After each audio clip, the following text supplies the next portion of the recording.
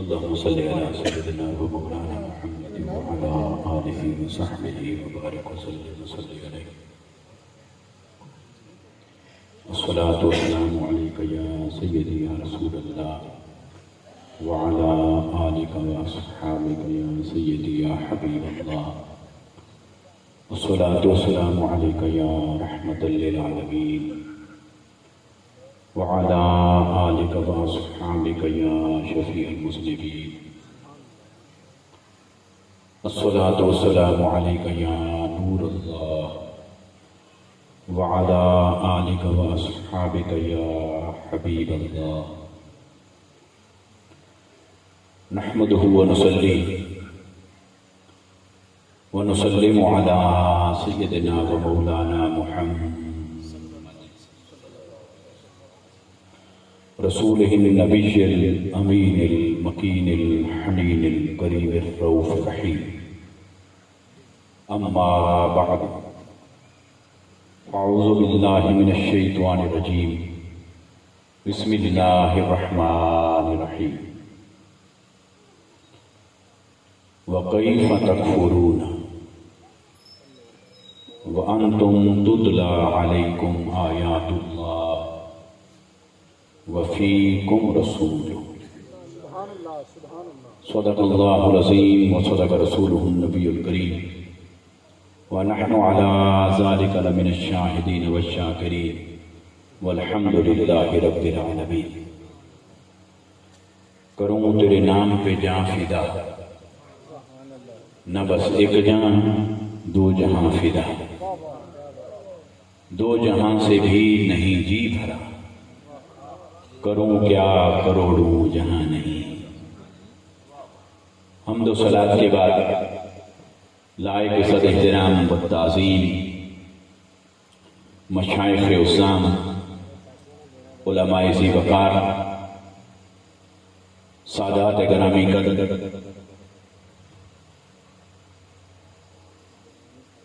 میزبان مجلس، حاضرین و سامعین، خواتین و حضرات، اللہ اور اس کے حبیب صلی اللہ علیہ وسلم کا فضل و کرم ہے جس کے صدقے سے ہم سب سیدہ زینب سلام اللہ علیہا کے نام سے موسوم ایک عظیم الشان دینی درسگاہ کالج آف شریعہ کے افتتاح کے موقع پر حاضر ہے.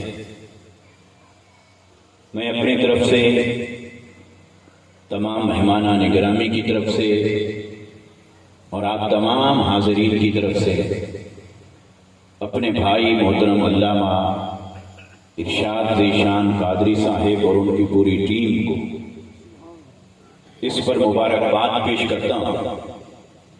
اللہ تبارک و تعالی ان کے علم و عمل میں مزید برکتیں عطا فرمائے اور یہ علم کا چراغ جو انہوں نے جلانے کا ارادہ فرمایا ہے، اللہ تبارک و تعالی اس کی کرنوں سے نہ صرف گرد و پیش کو بلکہ ہمارے وطن عزیز کو اس سے منور فرمائے. موقع کی مناسبت سے چند کلمات عرض کرتا ہوں. یقیناً اس بات میں کوئی شک نہیں کہ اس اجتماع میں اسٹیج پر مجھ سے بہتر حضرات تشریف فرما ہیں جو علم میں بھی مجھ سے بہتر ہیں، عمل میں بھی مجھ سے بہتر ہیں، مگر مجھے چند کلمات کہنے اور سنانے کا جو موقع دیا گیا ہے میں اسے اپنے لیے سعادت سمجھتے ہوئے اور اپنے لیے ہدایت کا سامان سمجھتے ہوئے چند گزارشات پیش کر رہا ہوں. اللہ رب العزت نے اپنے اسماء مبارکہ میں سے ایک اسم مبارک منتخب فرمایا، علیم. وہ علم والا ہے اور اس نے اپنے حبیب مکرم صلی اللہ علیہ وسلم کے لیے بھی ایک صفاتی نام کو منتخب فرمایا میرے حبیب صلی اللہ علیہ وسلم آپ معلم ہیں، علم پڑھانے والے، علم دینے والے، علم عطا فرمانے والے ہیں، اور پھر خود قرآن کو اللہ رب العزت نے سرچشمہ علم بنا کر بھیجا۔ اس لیے امت مسلمہ کا عروج اس علم کی ہی مرہون منت رہا ہے، اور جب سے ہم نے علم کا دامن چھوڑ دیا یا علم سے ہمارا ناطہ اور رشتہ کمزور پڑ گیا ہے، تب سے ہم زوال کے اندر مبتلا ہیں، در بدر کی ٹھوکریں کھاتے پھر رہے ہیں۔ دوستان مکرم، اس امت کی بقا بھی علم کے اندر ہے، اس امت کی ترقی بھی علم کے اندر ہے، اس امت کا عروج اور مستقبل بھی علم کے ساتھ وابستہ ہے۔ اس لیے علم کے چراغ جلانے کی ضرورت ہے، مگر اس سے قبل ہمیں اس کی اہمیت سے آگاہ ہونے کی ضرورت ہے، اپنے دلوں کے اندر یہ احساس پیدا کرنے کی ضرورت ہے کہ ہمارے لیے علم کتنا ضروری ہے، اور کون سا علم ضروری ہے، اور کون سا علم ہماری ترجیح پر ہونا چاہیے، پھر اس علم کے تقاضے کیا ہیں، پھر اس علم کے فروغ اور اشاعت کے لیے ہماری ذمہ داری کیا بنتی ہے۔ جس دن ہمیں یہ سمجھ آ گئی، اللہ کی عزت کی قسم، وہ امت مسلمہ کے پھر سے عروج کا آغاز ہوگا۔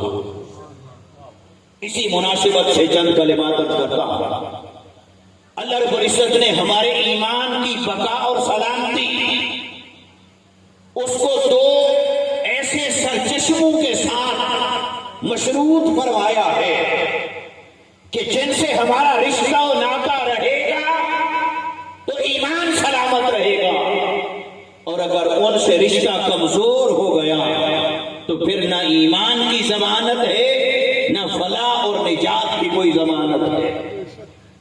اللہ رب العزت نے سورہ آل عمران کی آیت نمبر 101 اس کے ابتدائی حصے میں فرمایا وَكَيْفَ تَكْفُرُونَ، بھلا تم کافر کیسے ہو سکتے ہو، انکار کیسے کر سکتے ہو اللہ کا، ضروریات دین کا، آخرت اور معاد کا، جن پر ایمان لانا لازم ہے، تم ان کا انکار کیسے کر سکتے ہو، اللہ کے وجود کا انکار کیسے کر سکتے ہو، بھلا تم کافر کیسے ہو سکتے ہو۔ بری تعالیٰ ہمیں کفر سے کس شے نے روک کے رکھنا ہے، وہ ہمارا محافظ کون ہے، ہماری حفاظت کا سامان کیا ہے جو ہمیں کافر نہیں ہونے دے گا، وہ محافظ کون ہے؟ اللہ نے فرمایا دو، پہلی چیز فرمایا وَأَنْتُمْ تُتْلَى عَلَيْكُمْ آیَاتُ اللَّهِ، بھلا کافر کیسے ہو سکتے ہو اس حال میں کہ تم پر اللہ کی آیات کو تلاوت کیا جاتا ہے، اللہ کی آیات تم پر پڑھی جا رہی ہوں، اللہ کی آیات تم پر تلاوت کی جا رہی ہوں، اللہ کی آیات کا نور تم پر جاری و ساری ہو، اور پھر تم کفر کی طرف پلٹ جاؤ، یہ نہیں ہو سکتا۔ کفر سے جو تمہیں بچا کے رکھنے والا محافظ ہے، اس محافظ کا نام ہے تلاوت آیات، وہ قرآن ہے جو تمہارے ایمان کی بقا، ایمان کی ضمانت، ایمان کی حفاظت کا علم بردار ہے۔ اگر اس قرآن سے جڑے رہو گے تو رب فرماتا ہے سنو تم کافر نہیں ہو سکتے، تمہیں کوئی کافر بنا نہیں سکتا، تم کفر کے قریب نہیں جا سکتے، تم کفر کا ارتکاب نہیں کر سکتے، تم کفر میں مبتلا نہیں ہو سکتے، تمہارے ایمان کی حفاظت کے لیے میں نے سرچشمہ قرآن بھیج رکھا ہے۔ تو قرآن ہمارے ایمان کی حفاظت، ایمان کی حفاظت کا سامان، ایمان کی حفاظت کا ذریعہ، ایمان کی حفاظت کا سرچشمہ، مگر اللہ رب العزت نے قرآن کو قرآن نہیں کہا،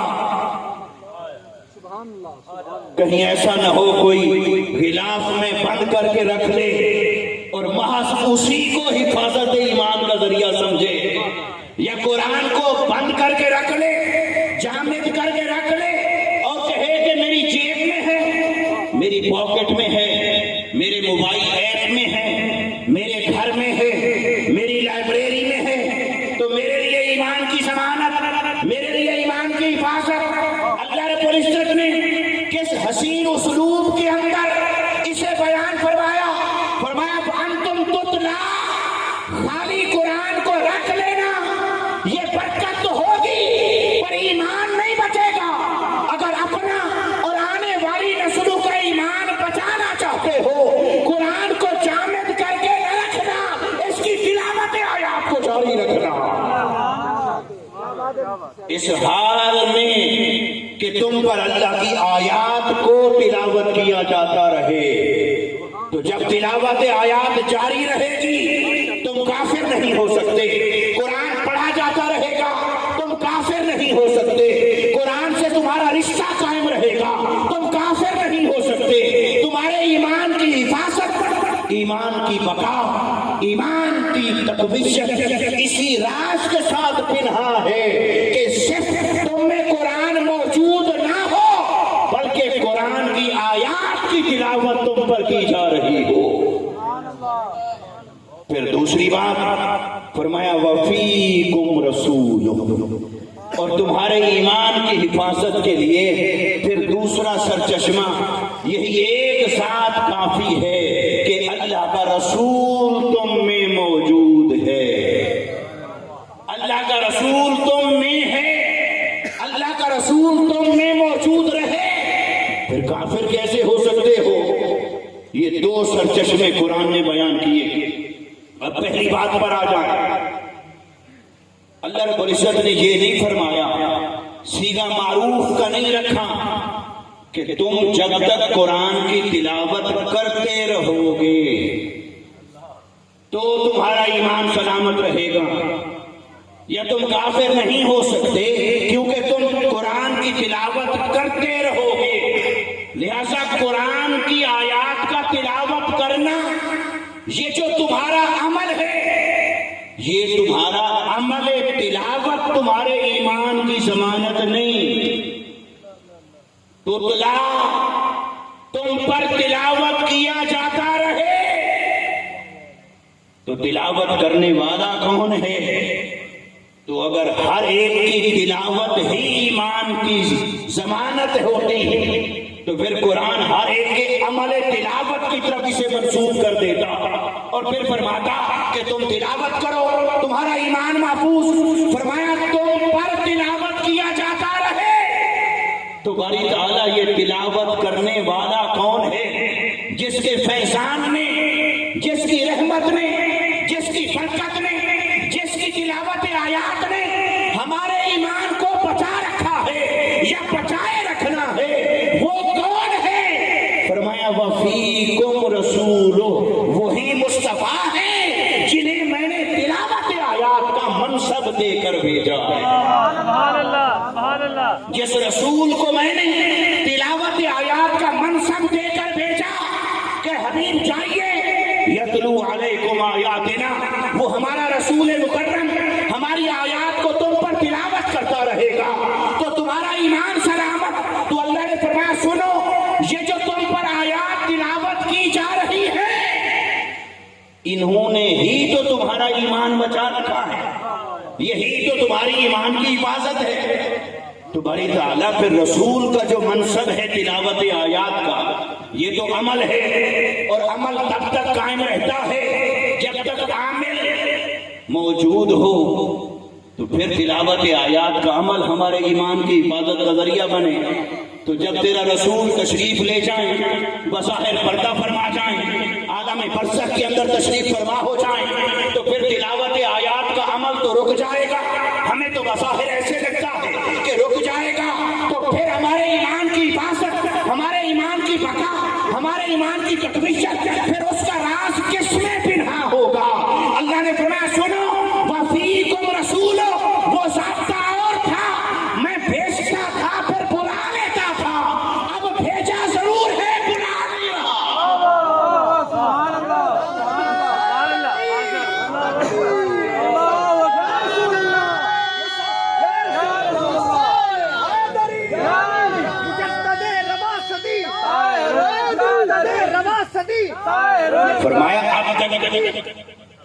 اب تک کے لیے تو میرا ضابطہ یہی تھا، میں جس کو بھیجتا تھا اس کا زمانہ بھی ختم ہوتا تھا، اس کی شریعت مطہرہ کا وقت اور مدت بھی ختم ہوتی تھی، شریعتیں منسوخ ہوتی تھی، پھر نئی شریعت آتی، نیا نبی بھیجتا، نیا رسول بھیجتا، نیا دین بھیجتا، پھر اس کا کلمہ جاری ہوتا، اس کا فیض جاری ہوتا، وہ ایمان کے علمبردار بنتے، ایمان کی حفاظت کا سامان بنتے، وہ چلے جاتے پھر کوئی اور، وہ چلے جاتے پھر کوئی اور۔ فرمایا وہ جو میں نے سلسلہ جاری رکھا تھا کہ بھیجتا تھا بلا لیتا تھا، بھیجتا تھا بلا لیتا تھا، شریعت عطا کرتا تھا منسوخ کرتا تھا، کتاب بھیجتا تھا منسوخ کرتا تھا، فرمایا اب وہ ضابطہ بدل گیا، اب ایسے رسول کو بھیجا ہے میں بلاؤں تو کیسے بلاؤں، وہ رسول ہی نہیں آنا چاہتا۔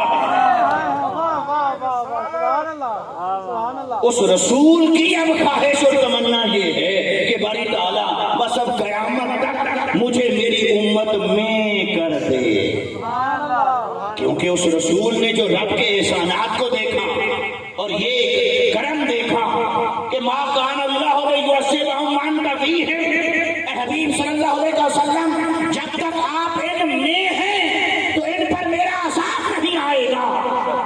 تو میرے آقا نے جب رب کے اس اعلان کو دیکھا کہ حبیب جب تک آپ ان میں ہیں میرا عذاب نہیں آئے گا، تو مصطفیٰ نے اسی دن سے تمنا کر لی بڑی تعالیٰ پھر میں انہی میں ہی رہنا چاہتا ہوں، پھر مجھے انہی میں کر دے، پھر مجھے انہی میں رکھ دے، پھر میں انہی میں رہنا چاہتا ہوں، تاکہ جب تک یہ دنیا جاری و ساری ہے تب تک تو ان میں رہ کر انہیں بچا لوں، اور جب حشر کا دن آئے گا تب شفاعت کر کے انہیں تیرے رب سے بچا لوں گا۔ تو میرے رب کی، میرے آقا کی خواہش قبول ہوئی، اور اللہ نے کیا فرمایا؟ فرمایا حبیب پھر میرا ایک امر ہے، روح تو ضرور نکلے گی، یہ تو میرا امر ہے، تو باری تعالیٰ تیرا امر ہے تو امر پورا کر، مگر روح رکھ کے زندہ رکھے تو کیا تو روح نکال کر زندہ رکھنے پر قادر نہیں؟ کیا اس روح کو دوبارہ لوٹانے پر قادر نہیں؟ تیرا امر بھی پورا ہو، تیرے حبیب کی خواہش بھی پوری ہو، اور اس خواہش میں جو پنہا ہے رحمت امت کے لیے اس کا سلسلہ بھی جاری رہے، تو اللہ نے یہ سارے انتظام فرما دیے۔ میرے مصطفیٰ نے فرمایا، بخاری اور مسلم کی روایت، صحابہ نے عرض کی یا رسول اللہ سلام ہم آپ پر بھیجیں، درود بھیجیں، ابھی تو آپ سامنے ہوتے ہیں سلام بھیجتے ہیں، جب آپ پردہ فرما جائیں تب میرے آقا نے فرمایا تم پڑھتے رہنا، رب نے میری روح کو میرے اندر لوٹا دینا ہے، تم پڑھتے رہنا، میں سنتا رہوں گا، میں جواب دیتا رہوں گا، میں سنتا بھی رہوں گا، میں جواب دیتا رہوں گا۔ تو میرے آقا صلی اللہ علیہ وسلم کی روح انور کو اللہ نے لوٹا دیا جسم اقدس میں، اور عاشق نے کیا خاص بات کہی، انہوں نے کہا رب کا وعدہ تھا مصطفیٰ کے ساتھ، وَلَلْآخِرَةُ خَيْرٌ لَكَ مِنَ الْأُولَىٰ، حبیب تیری آنے والی گھڑی پچھلی گھڑی سے بہتر۔ اب ہم تو گھڑی سے مراد ہر گھڑی لیتے ہیں، ہر یوم لیتے ہیں، لیکن جو یہ مراد نہیں لینا چاہتے یا نہیں لیتے تو وہ کہتے ہیں اس سے مراد ہے، یہ گھڑی سے مراد ہے دنیا اور اگلی گھڑی سے مراد ہے قیامت۔ تو اللہ کا وعدہ کیا ہے؟ آنے والی گھڑی پچھلی گھڑی سے بہتر، آنے والی گھڑی پچھلی گھڑی سے بہتر۔ تو مصطفیٰ کی ایک گھڑی عالم دنیا، دوسری گھڑی عالم برزخ، پھر اگلی گھڑی عالم آخرت۔ تو قرآن کہتا ہے وہ بہتر، پہلے سے بہتر، پہلے سے بہتر، پہلے سے بہتر۔ تو روح محمدی کو رب نے نکالا، تو فرمایا حبیب پھر اپنے قانون پر تو یوں عمل ہو سکتا ہے کہ اسے اس سے بہتر جگہ پہ رکھوں جہاں یہ اب تک تھی، جہاں اب تک اس کا مسکن تھا، جو اب تک اس کا محبت تھا، اب اس کے لیے اس سے بہتر جگہ ہو، بہتر ٹھکانہ ہو، بہتر گھر ہو، بہتر محبت ہو، وہاں رکھوں۔ تو میری بنائی ہوئی کائنات میں، عالمین میں، تحت ثری سے لے کر عرش اولیٰ تک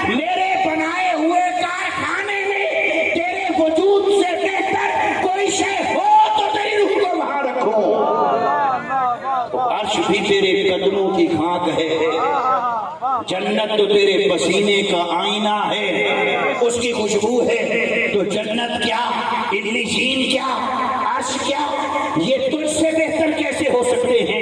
تیرے وجود مسعود سے بہتر کیسے ہو سکتے ہیں؟ تو رب تعالیٰ نے یہ فیصلہ فرما دیا، حبیب میرا وعدہ ہے آنے والی گھڑی پچھلی گھڑی سے بہتر، تو تیری روح مبارک کو نکالا، جہاں یہ تھی اس سے بہتر کوئی جگہ میرے کارخانے میں ہو تو رکھوں۔ تو باری تعالیٰ کہاں رکھنا ہے؟ فرمایا جہاں سے نکالا ہے یہی لوٹا دینا، جہاں سے نکالا یہی لوٹا دینا ہے، کیونکہ اس سے بہتر نہ مقام ہے، نہ اس سے بہتر کوئی مسکن ہے، نہ اس سے بہتر روح کا کوئی ٹھکانہ ہے۔ تو میرے آقا صلی اللہ علیہ وسلم نے فرما دیا میری روح کو رب نے لوٹا دینا ہے، اس لیے وہ اور تھے جو آئے اور جاتے رہے، مصطفیٰ کو بھیجا ہے پر پھر بلایا نہیں۔ اور علامہ صاحب ایک بات سب سنانے کے لیے چند کلمات عرض کر رہا ہوں۔ اللہ نے قرآن مجید میں فرمایا وَعْلَمُوا أَنَّ فِيكُمْ رَسُولَ اللَّهِ، فرمایا تم یہ جانو کہ اللہ کا رسول تم میں موجود ہے۔ اس میں میں سمجھتا ہوں سارا زور ہی وَعْلَمُوا پر، یہ صیغہ امر بھی ہے۔ اللہ نے فرمایا کہ اس بحث میں نہ پڑھو کہ رسول موجود ہے یا نہیں، تو اللہ نے فرمایا یہ تو ہے ہی آؤٹ آف کوسچن، اس کا تو سوال ہی پیدا نہیں ہوتا کہ کوئی یہ بحث کرے کہ رسول موجود ہیں یا نہیں۔ فرمایا اس کا تو سوال ہی نہیں، رسول تو تم میں موجود ہیں، رسول تم میں موجود رہیں گے۔ مسئلہ یہ نہیں کہ رسول کی موجودگی ہے یا نہیں، مسئلہ یہ ہے کہ وہ تو موجود ہیں، تم تو جاننے کی کوشش کرو کہ کیسے موجود ہیں۔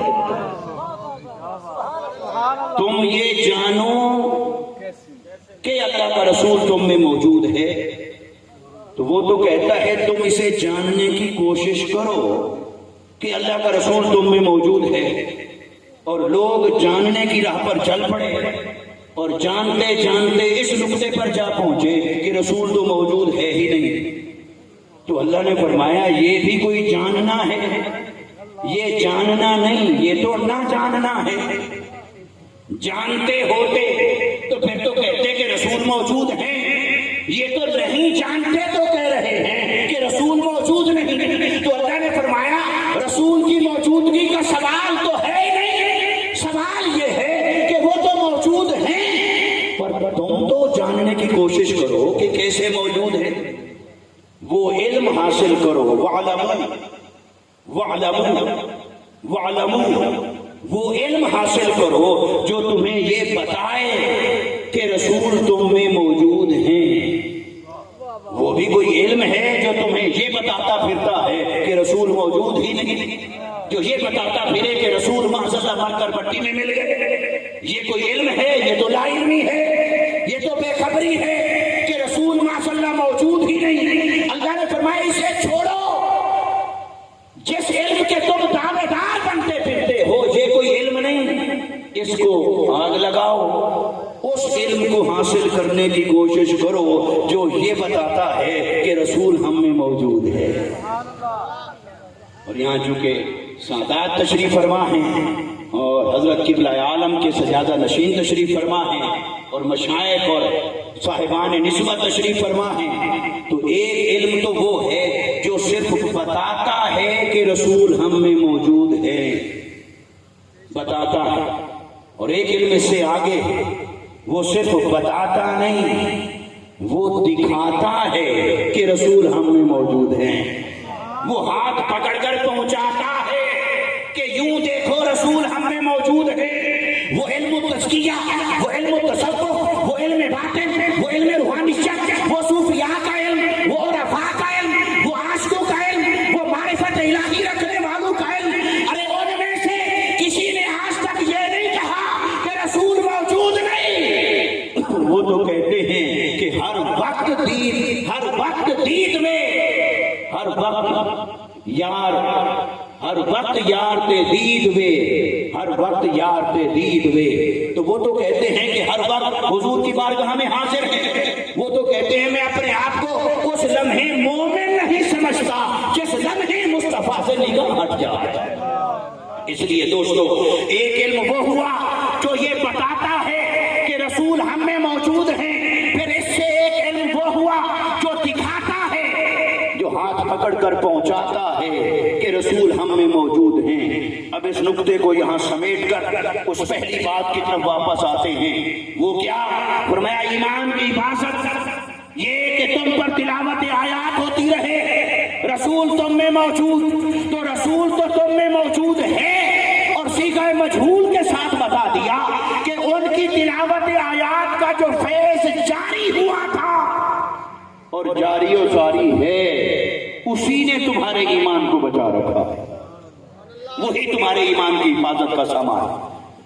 اب یہ گفتگو کے ایک حصے کو میں یہاں وائنڈ اپ کرتا ہوں، دوسرے حصے کو تھوڑا لے کے آتا ہوں. پیغام بھی ضروری ہے اور وقت کے دامن میں گنجائش بھی کم ہے، اور صاحبان علم کے سامنے طویل گفتگو کرنا یا پڑھا دینا یہ بھی بے ادبی ہوتی. تو میں تھوڑی سی بات اور کرتا ہوں، وہ یہ کہ قرآن اور صاحب قرآن اور ذات مصطفیٰ صلی اللہ علیہ وسلم کا آپس میں ایسا گہرا رشتہ ہے کہ اگر کوئی شخص قرآن کی طرف تو جائے مگر صاحب قرآن کی طرف جانے سے کترائے. رب نے پہلے دن سے یہ اصول بتا دیا. فرمایا رأیت المنافقین یصدون عنک صدودا. حبیب دیکھنا ایک طبقہ ہے اور یہ ہوتا رہے گا، ان کی نسل قیامت تک جاری و ساری رہے گی کہ قرآن کی طرف تو جب بھی بلایا جائے گا دوڑ کر آئیں گے، لیکن جب انہیں تیری طرف بلایا جائے گا تو پیٹ پھیر کر مڑ جائیں گے، تیری طرف نہیں آئیں گے. تو پیمانہ کیا ہوا؟ قرآن کرے یہ پیمانہ نہیں حق ہونے کا، مصطفیٰ کرے یہ پیمانہ ہے حق ہونے کا. مگر محمد کریں دے گزر گئی، احد نال احمد ملیں دے گزر گئی. تو وہ خالی محمد کرنا وہ نہیں جو قرآن کو چھوڑ دے. وہ کیسے ہو سکتا ہے کہ آقا علیہ السلام کا غلام ہو اور قرآن کو چھوڑ دے؟ اس کا قرآن سے رشتہ کمزور پڑ جائے، قرآن سے اس کا تعلق کمزور پڑ جائے، یہ تو نہیں ہو سکتا. تو مصطفیٰ صلی اللہ علیہ وسلم کی ذات کا تعلق پھر قرآن کا تعلق، یہ دو تعلق جب زندگی میں جمع ہو جائیں تو ایمان کی سلامتی ہوتی ہے، ایمان کی حفاظت ہوتی ہے، ایمان کی بقا ہوتی ہے، ایمان کی تقویت ہوتی ہے.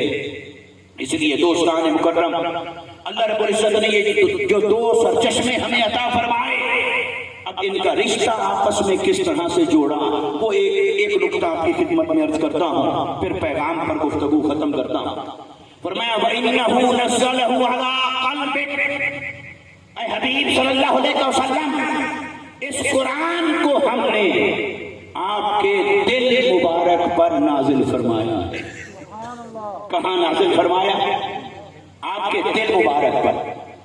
تو پہلا تو یہ سبق حاصل ہوا کہ قرآن جب آسمانوں سے آ رہا تھا اور زمین کی طرف آ رہا تھا، زمین پر آیا تو اس کا پہلا رشتہ زبان سے نہیں جوڑا گیا، پہلا رشتہ دل سے جوڑا گیا تھا، پہلا رشتہ دل کے ساتھ قائم ہے.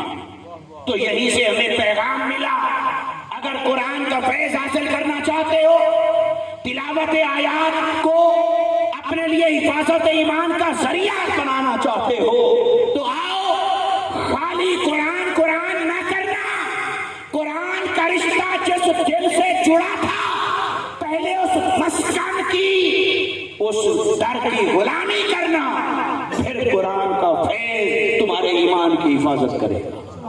وہ ذات مصطفیٰ صلی اللہ علیہ وسلم ہے. اور جب قرآن نازل ہوا تو آیا کہاں سے؟ علماء کرام فرماتے ہیں بھی آسمان دنیا سے. تو سوال پیدا ہوا جب یہ آسمان ہی نہیں تھا، کیونکہ آسمان تو حادث ہے، رب کا کلام قدیم ہے، یہ آسمان دنیا نہیں تھا تو قرآن کہاں تھا؟ تو بل ہوا قرآن مجید فی لوح محفوظ، لوح محفوظ پہ تھا، تو پھر لوح محفوظ بھی تو مخلوق ہے، تو پھر جب لوح محفوظ نہ تھا تو کیا قرآن نہ تھا؟ یہ تو ہو نہیں سکتا۔ تو پھر قرآن تو تھا، تو قرآن تھا تو قرآن کہاں تھا؟ قرآن علم الہی کے پردے میں رہتا تھا۔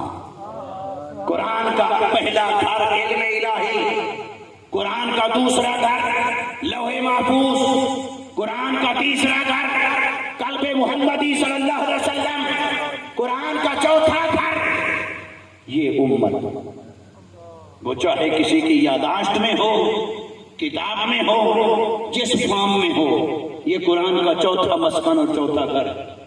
اب قرآن کا پہلا گھر علم الہی، دوسرا گھر لوح محفوظ، تیسرا گھر قلب مصطفیٰ صلی اللہ علیہ وسلم۔ تو ایک سوال ہے، ذرا سوچئے، جب قرآن تھا علم الہی میں تو کیا کل علم الہی قرآن تھا یا علم الہی کا ایک جز تھا؟ تو علم الہی کا ایک جز، کل علم الہی قرآن نہیں، علم الہی کا ایک جز، ورنہ تو پھر تورات بھی علم الہی میں، زبور بھی علم الہی میں، انجیل بھی علم الہی میں، قرآن بھی علم الہی میں، تو قرآن تو علم الہی کا ایک جز ہے، کل نہیں۔ پھر جب قرآن آیا لوح محفوظ پر تو کیا لوح محفوظ کا کل ہے؟ نہیں، وہاں تو تیری اور میری موت بھی لکھی ہے، رزق بھی لکھا ہے، سب کچھ لکھا ہے، تورات انجیل زبور سب لکھا ہے، تو اس کا بھی جز ہے۔ تو جب قرآن پہنچا قلب مصطفیٰ میں تو کیا قلب مصطفیٰ کا کل ہوگا؟ اس کا جواب ہے نہیں۔ قرآن نہ علم الہی کا کل، نہ لوح محفوظ کا کل، نہ قلب محمدی کا کل، علم الہی کا بھی جز بن کے رہتا تھا، لوح محفوظ پہ بھی اس کا جز بن کے رہتا تھا، اور سینہ مصطفیٰ کو اللہ نے علم کا وہ خزانہ بنایا کہ قرآن اس کا جز بن کے رہتا ہے، اور اس جز کی نہ تجھے ابتدا کی خبر نہ انتہا کی خبر، اور مصطفیٰ کے علم کو ماپتا پھرتا ہے، تو مصطفیٰ کے علم کو ماپتا پھرتا ہے، تو مصطفیٰ تو جز کل ہے اور قرآن جز ہے۔ اور وہ کوئی اگر صبح اٹھ کے آپ سے جھگڑا کرنے لگے، بھی آپ کے مولوی صاحبان آتے ہیں ایسے مبالغہ کر کے چلے جاتے ہیں، دلیل، اسے کہو نماز کی رکعتیں نکال کے دے قرآن سے، نماز کا طریقہ نکال کے دے قرآن سے، تو وہ کہے گا قرآن میں نہیں ہے۔ تو اس سے پوچھو یہ علم کہاں سے آیا، یہ جو قرآن میں نہیں ہے یہ علم کہاں سے آیا؟ تو وہ کہے گا یہ مصطفیٰ سے ملا۔